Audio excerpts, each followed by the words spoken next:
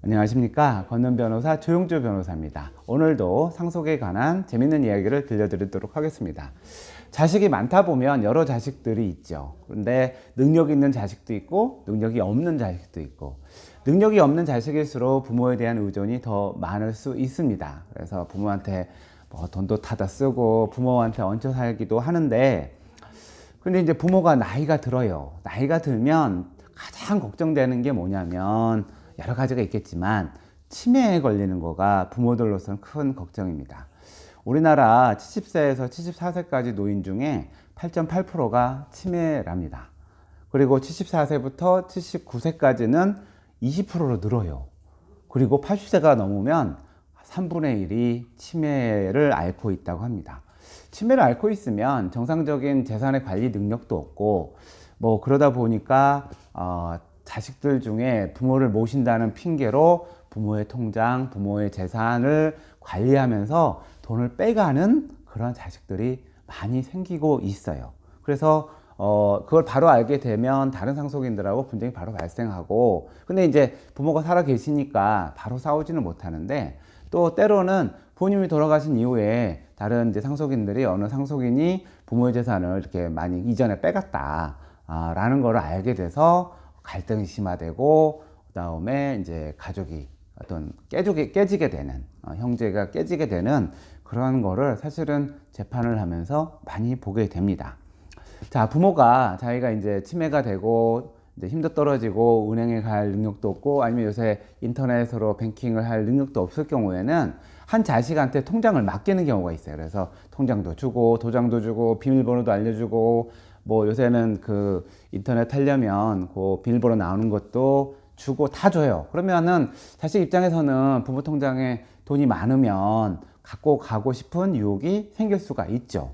예. 그러면서 조금씩 다 가져가지는 않으니까 처음부터 조금씩 돈을 현금으로 가져가서 자기가 쓰거나 자기 자식 주거나 이렇게, 아니면은 목돈을 빼가지고 부동산을 지 이름으로 사거나 이런 일들이 정말 많아요. 정말 많아서 이런 문제들이 생길 우려가 있다고 한다면 가장 좋은 방법은, 우리나라에 이제 도입된 지도 한 10년 가까이 됐는데, 가정법원에 성년후견 제도를 신청할 수가 있어요. 그러면 어쨌든 장애가 있든지, 발달 장애가 있든지, 나이가 들었든지, 치매에 걸렸든지, 이렇게 정신적으로 문제가 돼서 자신의 재산을 관리할 수 없고 앞으로 상속인 간의 분쟁이 발생할 우려가 있다라고 한다면, 성년후견을 신청을 해서 제3자가 이 부모의 재산을 관리하도록 하는 것이 사실은 현명합니다.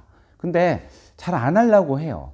만약 돈을 빼가는 자식은 당연히 안 하겠죠. 자기가 빼가는 재미가 있으니까. 근데 부모들도 자기가 정신적으로 문제가 있다는 것을 인정하기도 어렵고, 또 이렇게 주변에 하는 사람도 없으니까 사실은 이 성년후견을 잘 이용하지 않아요. 근데 일본은 정말 많이 이용하고 있어요. 그러니까 조금 나이가 들면 이런 문제에 대해서, 재산에 대한 관리 문제에 있어서 이걸 사회에 맡기는, 아니면 제3자한테 맡기는, 법원의 감독에 맡기는, 이런 좀 의식 전환이 필요하다라고 저는 생각을 해요. 자식을 믿지 말라는 것은 아닌데, 아무튼 자식들은 욕심이 나죠. 욕심이 나고 더 갖고 싶고, 다른 형제보다는 그렇게 하기 때문에 언제든지 문제가 생길 우려가 있어요.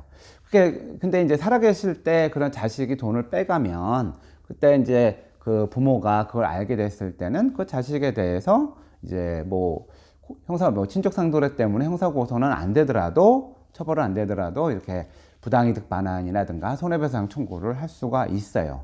만약 성년 후견인을 선임을 했을 경우에는 이전에 빼간 거에 대해서 법원의 허가를 받아가지고 소송을 해서 미리 재산을 가져간, 그리고 몰래 빼간, 횡령을 한 자식에 대해서 소송을 통해서 돈을 회수할 수 있는 방법이 있어요.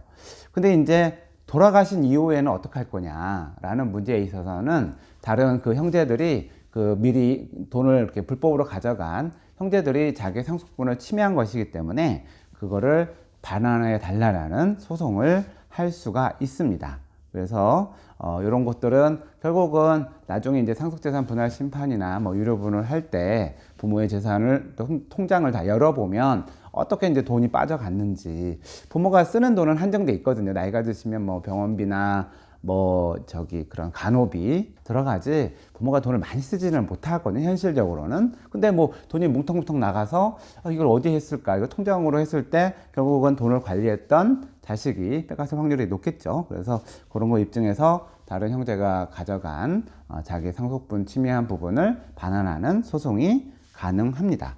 그래서 이런 문제들, 내가 죽었을 때 자식들이 이렇게 소송하면 100% 이제 우애는 깨지거든요. 근데 부모가 미리 성년후견이라는 제도를 이용해서 재산을 잘 관리하고, 그다음에 남은 재산을 자식들 간에 공평하게 나눠준다든가, 본인이 미리, 아니면은 유언을 통해서 이렇게 해달라라고 하든가, 아니면 요새 많이 나오고 있는 유언 대용 신탁 같은 걸 통해서 자기가 미리 어떻게 자기 재산이 자식들한테 가면 좋겠다라고 해서 제3자가 그걸 관리하도록 하든지. 그래서 현명한 부모가 나중에 이제 그 좋은 형제 관계, 우애 관계를 만든다고 저는 생각해요. 근데 이렇게 제대로 하지 않고 어느 한 자식의 말만 듣거나, 아니면 자기는 평생 살 것처럼 이런 준비를 하지 않거나 한다면 100% 자식들은 변호사를 만나게 되고, 저를 만나게 되고, 싸우게 되고, 우애가 깨지게 되고,